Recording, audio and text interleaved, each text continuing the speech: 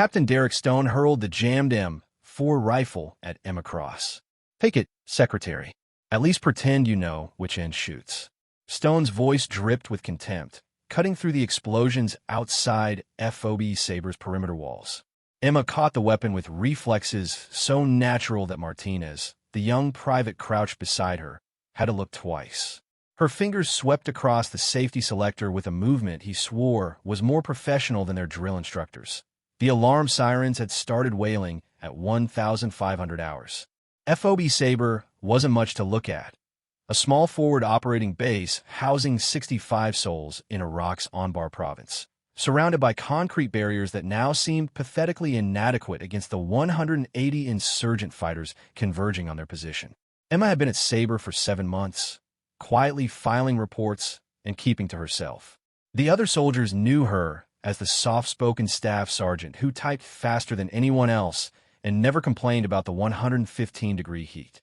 What they didn't know was why she unconsciously checked wind direction with loose sand every morning, or why her old dog tags bore serial numbers that had been deliberately worn away.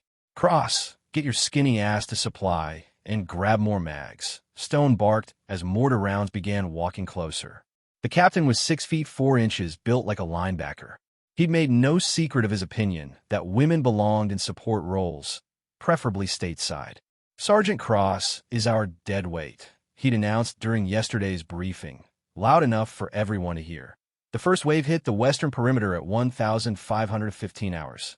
Insurgent fighters poured over the ridge line like angry ants, their war cries mixing with automatic weapons fire.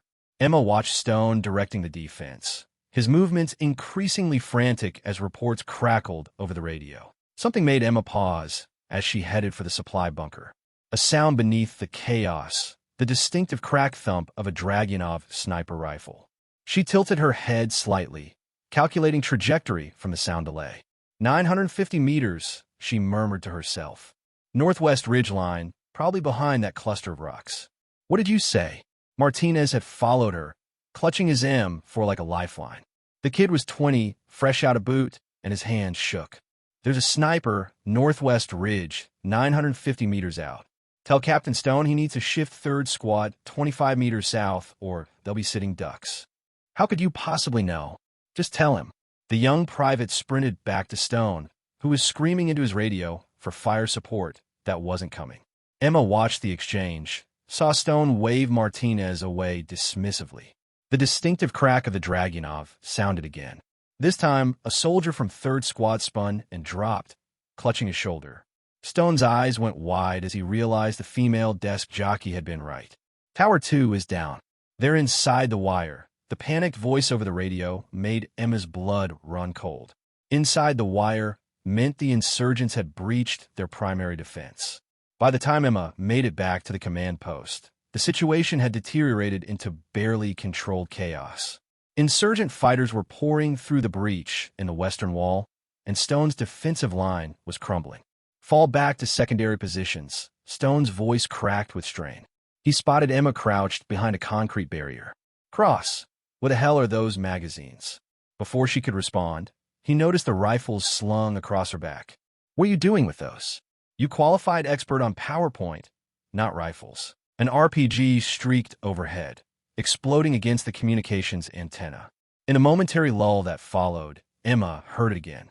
That distinctive sound pattern that made her spine tingle. Not just random fire, but directed, coordinated. Her eyes swept the ridge line, muscle memory from another life taking over. "Southwest," she said quietly. 8 degrees, right of that burned-out technical. He's got to be there. Stone grabbed her shoulder roughly. "I don't have time for your guessing games, Secretary." He thrust his personal M4 at Emma with a sneer. "There, let's see what our paper pusher can do with a real weapon. Try not to shoot yourself, princess." Emma took the rifle without comment, her hands automatically beginning a function check. The bolt carrier was fouled with carbon buildup. A quick inspection revealed a classic double-feed jam. "It's jammed solid," Stone laughed harshly. "Just like your brain when you try to think tactically." But Emma was already moving. In 9 seconds, she had the rifle field stripped to basic components, her fingers flying with speed that made Martinez's jaw drop. She cleared the offending casing, reassembled the weapon, and performed an immediate action drill that looked like muscle memory perfected over thousands of repetitions. "How did you?"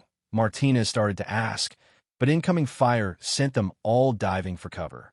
When they looked up, Emma had already moved to a better position, her body flowing from cover to cover with an economy of movement that spoke of extensive combat experience. She settled into a stable shooting platform. Colonel Rodriguez's voice crackled over the command net. "All stations, this is Saber 6. Air support is 20 minutes out. We need to hold until," almost as an afterthought. "Who's calling wind corrections on this frequency?" Emma had unconsciously keyed her radio while calculating bullet drift. Her voice, calm and professional, had been providing real-time wind calls and enemy positions. Rodriguez's voice changed, became uncertain. "Say again your call sign." But Emma had already switched frequencies, her attention focused on the southwest ridge. Through a break in the smoke, she'd spotted what others had missed, a figure standing slightly apart from the fighting, surrounded by bodyguards, gesturing with unmistakable authority. "I've got eyes on their commander," she said quietly to Martinez. "Southwest ridge, approximately 950 meters. That's impossible. You can barely see the ridge, let alone identify." Radio antenna on his back, 3 guards with RPGs flanking him. "He's directing their mortar teams." Emma's voice carried flat certainty. "In about 45 seconds, he's going to order them to shift fire to the operations center."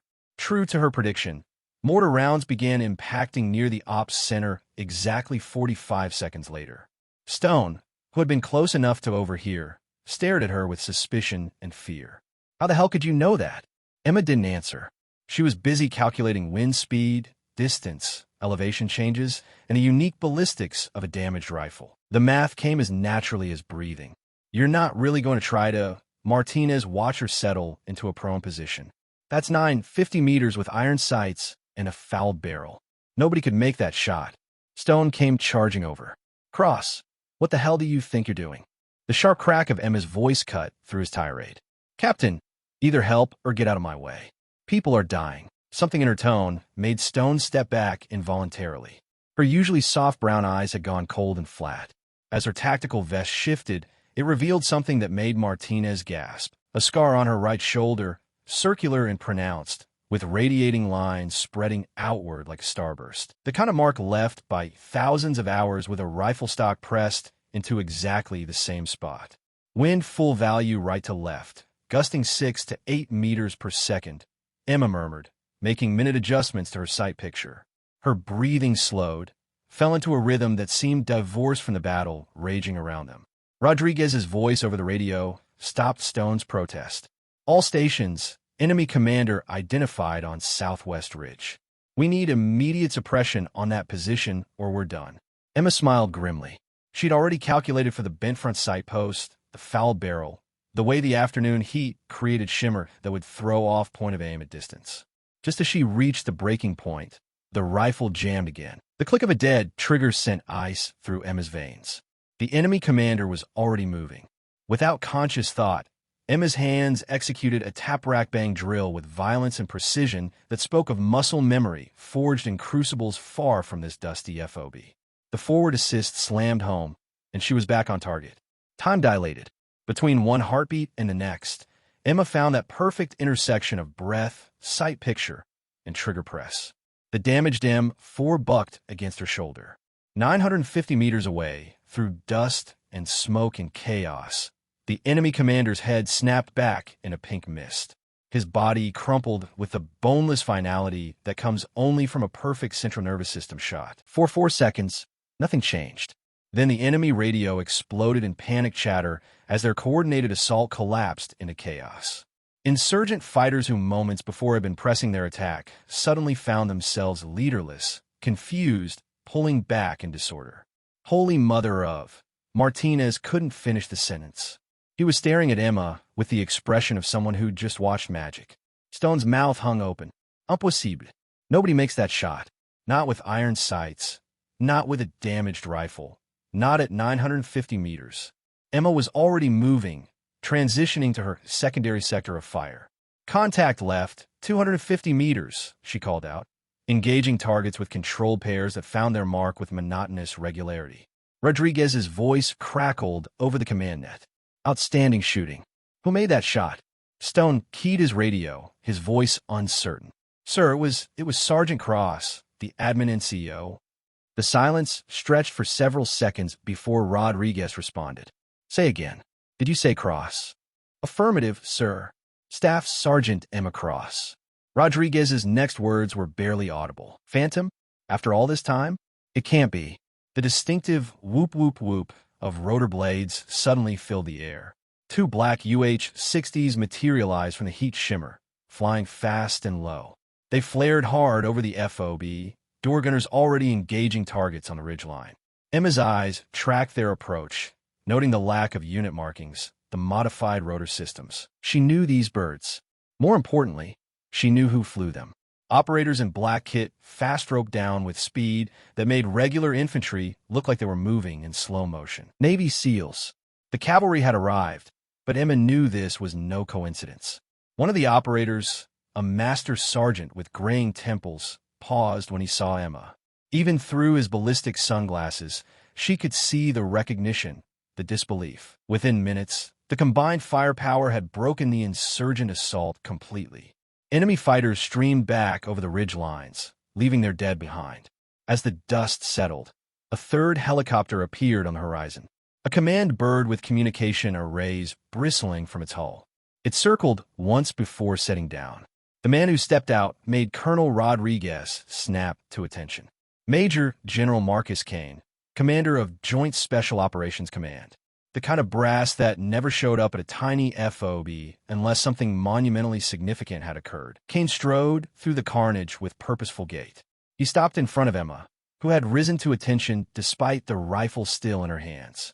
Master Sergeant Cross, Kane said quietly, using a rank that made Stone's head snap around. Or should I still call you Phantom? Emma's facade finally cracked. For years of hiding, of pretending to be nobody, of filing papers and keeping her head down, all of it crumbled in the face of that call sign. Sir, I'm just admin support now. Your contract was voided the moment you picked up that rifle, Kane interrupted. He pulled out a tablet, swiping through classified files. Operation Desert Wraith, Fallujah. For years ago, you and your spotter held off 150 insurgents for 18 hours while Delta Force extracted a captured pilot. Stone had gone pale, his legs visibly shaking. The story was legend in special operations circles. The official report listed you as Kia, Kane continued. Imagine my surprise when Quantico's AI flagged a routine marksmanship qualification that matched your shooting signature exactly. Then today, someone at FOB Saber just made an impossible shot that saved the entire garrison. Permission to speak freely, sir?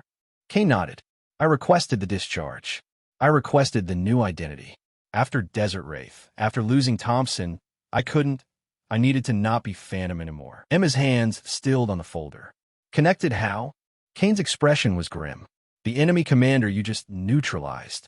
Signal intelligence indicates he was trained by the same network that set up the Desert Wraith ambush. The revelation hit like a physical blow. You're telling me the shot I just made, that wasn't random? Kane shook his head. Nothing about today was random. Someone wanted to draw you out to confirm you were still alive. And now they know, Emma said flatly, which is why I need you back on active status. You're the only operator who's faced this network and survived. Emma Hayes, administrative specialist, was dead. In her place stood Master Sergeant Emma, Phantom Cross, one of the most lethal snipers in American military history. Kane checked his watch. The bird leaves in 20 minutes. Pack what you need, Phantom. It's time to come home. As Emma boarded the black helicopter, she turned for one last look at FOB Saber. Soldiers lined the landing pad, some saluting, others simply staring. They'd witnessed something extraordinary. But as the rotor spun up, Emma wasn't thinking about legends. She was thinking about Thompson, about Desert Wraith, about debts unpaid and justice deferred. She'd hidden for 4 years, tried to bury Phantom beneath paperwork and anonymity. But some things refused to stay buried. 950 meters, a damaged rifle, one chance. In the end, that's what it always came down to. One shot, one opportunity to make a difference. She'd taken that shot today, saved lives, revealed herself to enemies who thought her dead. Now, those enemies knew the truth. Phantom was coming for them.